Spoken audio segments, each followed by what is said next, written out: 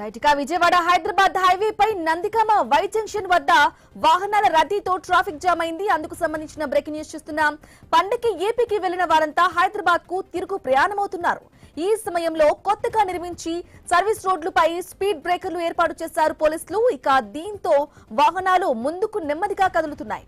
కొన్ని వాహనాలు ఫ్లైఓవర్ పైకి మళ్లించారు. వై జంక్షన్ వద్ద సరైన దిక్సూచి బోర్డులు చేయకపోవడంతో వాహనదారులు తీవ్ర ఇబ్బందులు పడుతున్నారు.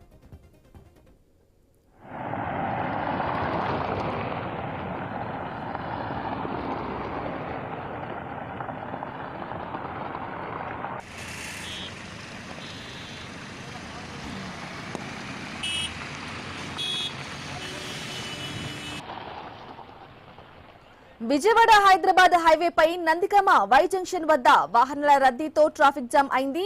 పండగకి ఏపీకి వెళ్లిన వారంతా హైదరాబాద్ కు తిరుగు పయనమవుతున్నారు. ఇక ఈ సమయంలో కొత్తగా నిర్మించిన సర్వీస్ రోడ్లపై స్పీడ్ బ్రేకర్లు ఏర్పాటు చేశారు పోలీసులు.